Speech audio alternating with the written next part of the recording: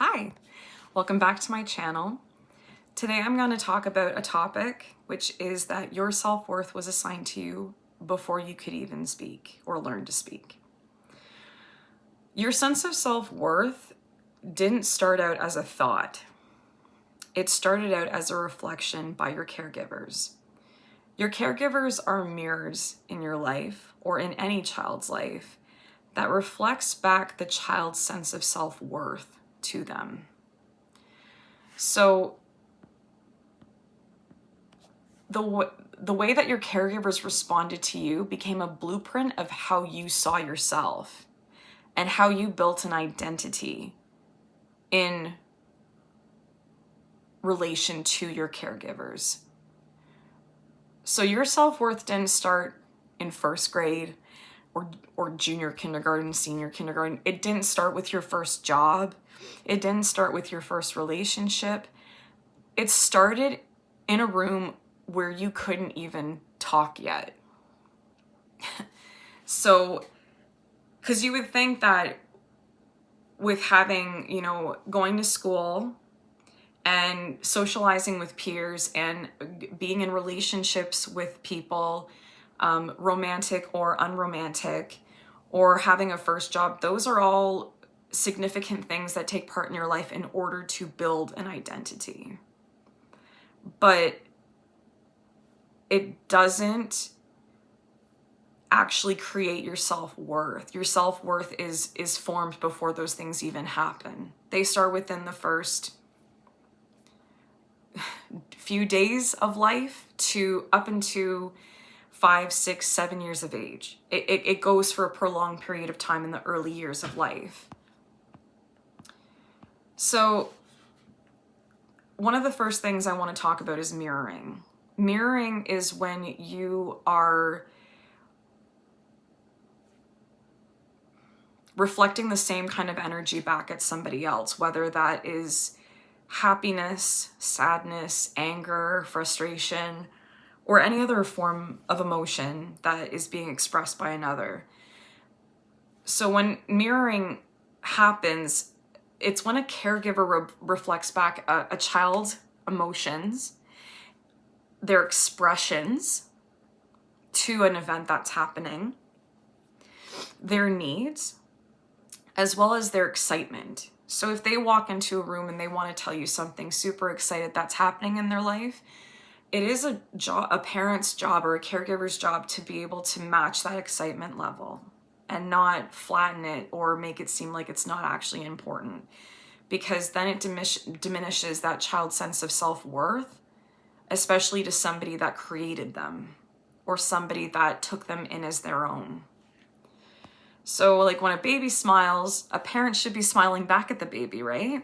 Or if a baby cries, the parent is responding warmly, is comforting them, is grounding them, is making sure that they are they're being held in a way that they can calm down their sympathetic nervous system back to restored state of emotion. So like through repetition, the child is thinking in these moments that I exist. There's actually a study that was done. I don't remember the study right now, but they found that a parent who gives a child consistent eye contact is more likely to develop a more positive sense of self-worth and sense of self, because they know that the other person is acknowledging their existence.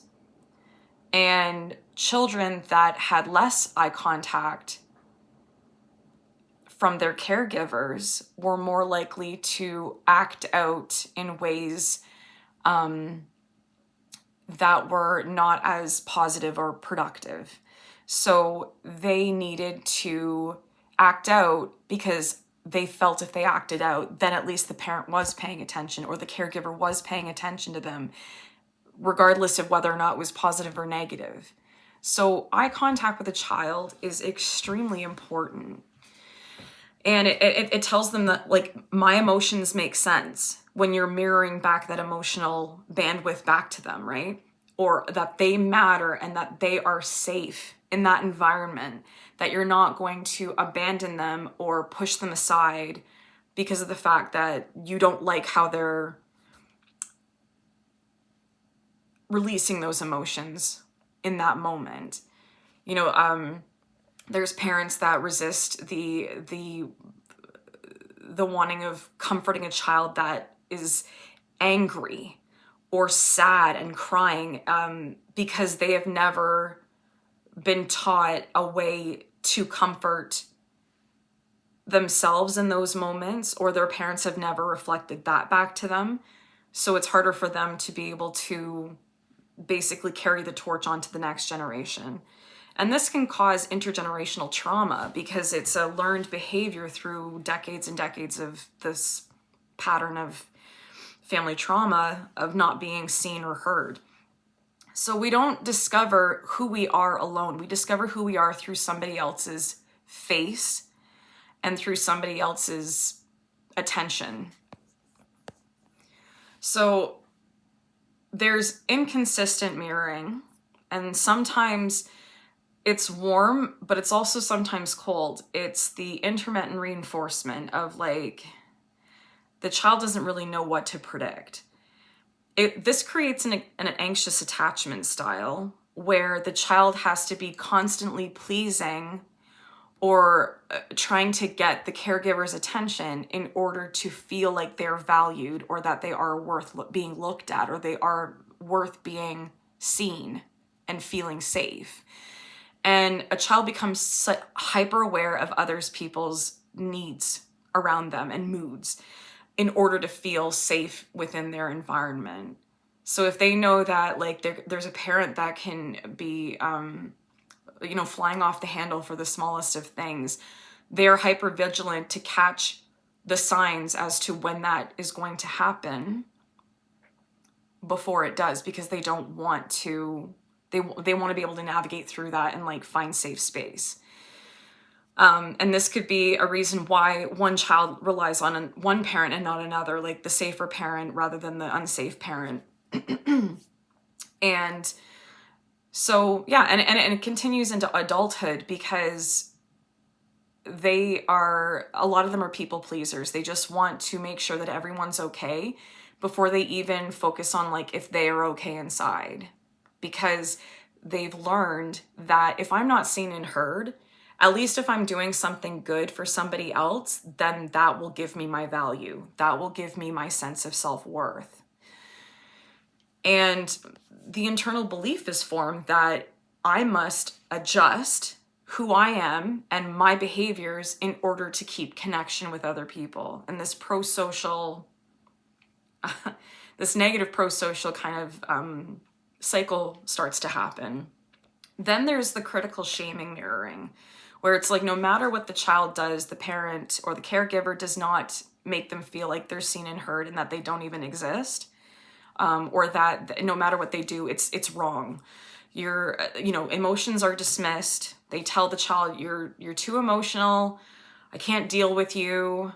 Stop crying. Go in the other room. I don't want to see you right now. Why can't you be like your sibling? Start this form of like triangulation where it's like, this person's doing this. Why can't you be like them? And then it's like a competing,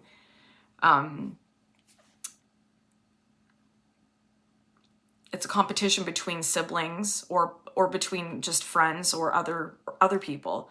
This also continues into adult life because then you start competing with people in your workplace, in your schools, in your classes. Like you just start competing with everybody because you feel that if I compete and win, then that brings me my self-worth.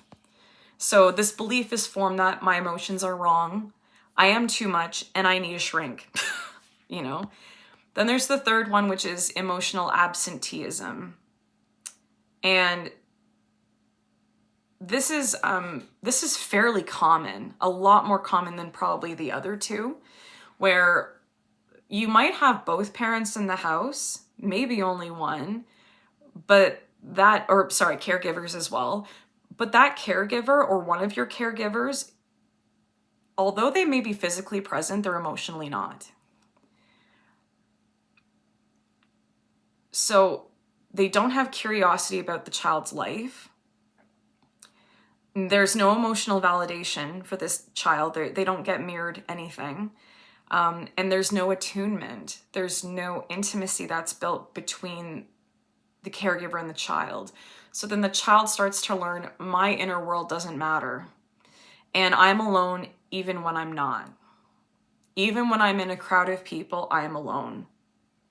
Because they have been conditioned to think that nobody cares about who they are or what's going on in their life. So emotional neglect doesn't wound through what happened, it wounds through what never happened. It's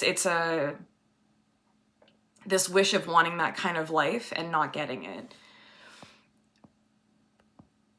So a mother often shapes emotional safety for that child and an internal self-respect, and also worth being loved in general, because a mother is very maternal. Their mothers are meant to be a lot more nurturing, and they give off the different kinds of hormones and chemicals in order for that child to know that it belongs and it feels safe within that dynamic with a mother and child. But the father is the one that shapes the external validation. So mother shapes internal validation, but the father is the one that is the external validation. Because the child is so attached to the mother through breastfeeding and that like cuddling all the time. So the father has to externally validate. And that's not to say men can't, cuddle their child. That's not it, but it's, that's where the research is leading to. And the father also is supposed to shape the worth around achievement, and confidence in the world. So this is not absolute. I'm not saying that this is absolute, but it's a common pattern within society. So if a mother is emotionally distant, struggles with self-soothing and internal reassurance are going to happen. They won't know how to centralize themselves or like stabilize themselves. Basically, they're not able to internally stabilize themselves if their mother was emotionally distant, because the mother is a lot of the one main person that comforts the child back to calm. So the mother is mostly responsible for that. However, the father can do it as well. If the father was emotionally unavailable, then it seeks validation through achievement or romantic approval. So you have these two mirrors that are in your life that are saying, I love you, I love you, I love you, I love you. The child grows up knowing, I'm loved because both of my mirrors in my childhood had told me that I was loved and that I am worth being looked at. I am worth having some kind of presence in the world. I have an identity because these two people are telling me what my identity is, which is that I am loved. But if one mirror is not the same as the other, one is giving that emotional I love you support and that mirror of being wanted, and the other one isn't, then this child gets a very conflicting feeling about who they are. They don't know if they can trust either parent of what their identity is because they're not consistent. They're not the same. So if one parent, if not both parents, are not available to give them that self-worth, they are going to seek for a long time in their life that mirror that they never got in their caregivers through other people, which then leads to them jumping from partner to partner to partner romantically in order to find that mirror. And they're hoping that once they get that mirror, that will build their identity, that will build their self-worth.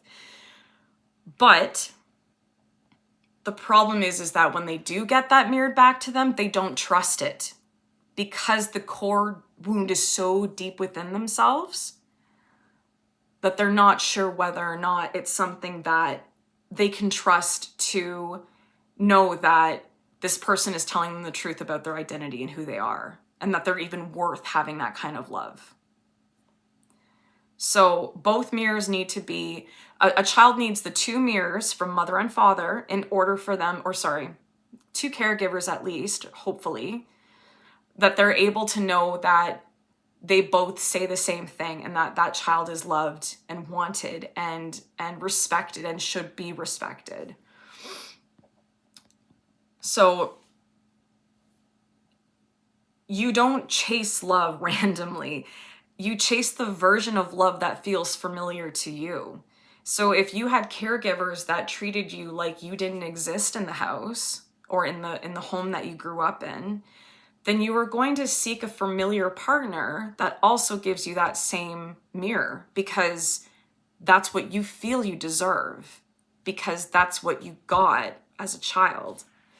So childhood and adulthood have this clear connection of how this becomes your adult self-worth, you know? And adults with these wounds of mirroring in their early life have a lot of issues with over-explaining themselves to people.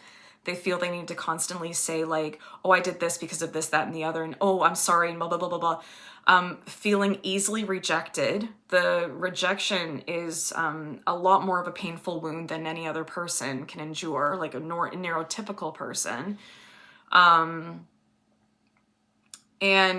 the struggle to believe compliments is difficult. Like I said before, they overachieve to feel like they're enough. They conquer their school grades to say like, at least this will tell me that my self-worth matters. Or maybe I'll perfect this figure skating move and then that will determine my self-worth. Maybe I'll get this note right within this song that I'm learning to play on a guitar, and then I will prove to myself that I'm self-worth. Like my self-worth is actually worth being noticed, or I'm worth being noticed and important in another person's life. Because they feel like they're invisible, especially in relationships. And they attach their worth to being chosen. So a lot of the time when you see people who are getting jealous or envious of other people, it is because one of their base core wounds is they want to be chosen and they never were. They were never chosen. So every time somebody else is picked over them, that triggers jealousy. That triggers this attack mode where it's like, I need to attack this person for everything that they are, because that person is it's a representation of a wound that I had as a child from not being chosen in whatever that was, whether it's being chosen by a caregiver, chosen for a team, chosen for a friend group, anything that you want to classify as being chosen to be a part of something. So that's not weakness. That's conditioning that came from your caregivers that has now evolved into your adult life.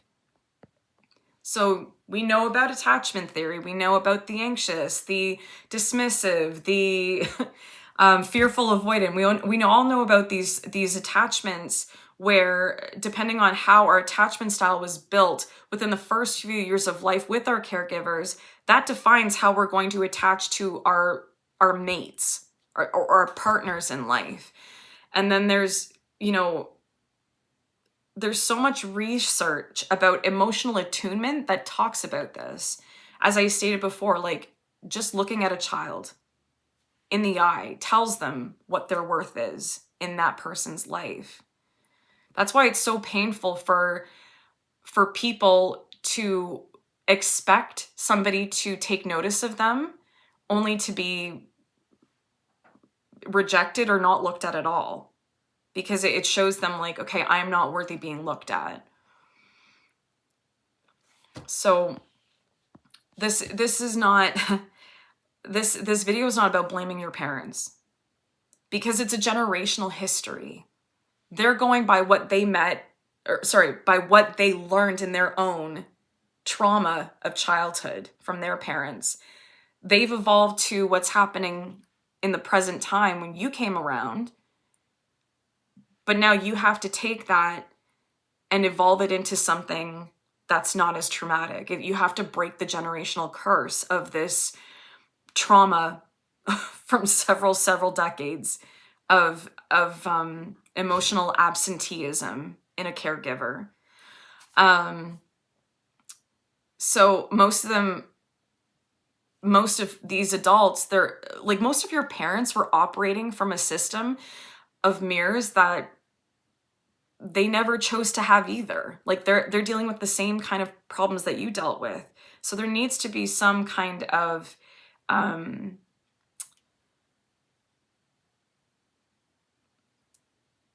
there needs to be an understanding of that.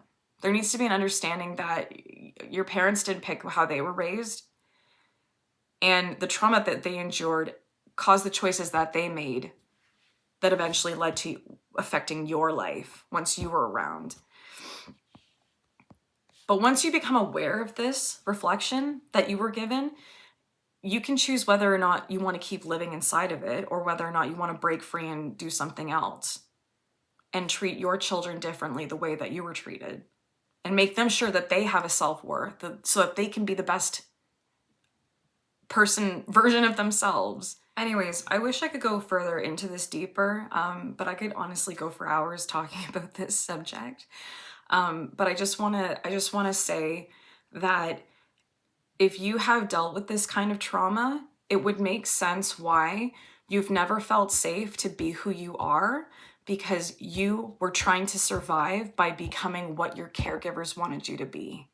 So you had to strip your own authentic personality in order for them to feel safe. So you had to feel safe too. They're telling you who to be in order for you to get validation and acceptance from them, for you to feel like you belong or that you have safety. So you were not able to actually develop your own personality because of that. And this happens a lot with cluster B personality disorders, who are kind of locked in that, where they honestly have no way of accessing a way to build that personality up, because it's like you use it or lose it. It's a part of your brain where you just don't have access to it. You can't build that. So they mirror a lot of people around them in order to feel like they are a real authentic person, and they blend in with everybody, right? But there's a lot of people that are traumatized that are wearing masks, but still have the capacity to build that relationship with themselves, to build that personality. So anyway, that's all I'm going to say to that. And I really appreciate you watching the channel. If you have any questions, like, feel free to put them in the description, or sorry, in the comments below. And I'll see you on the next one, and take care. Have a good one.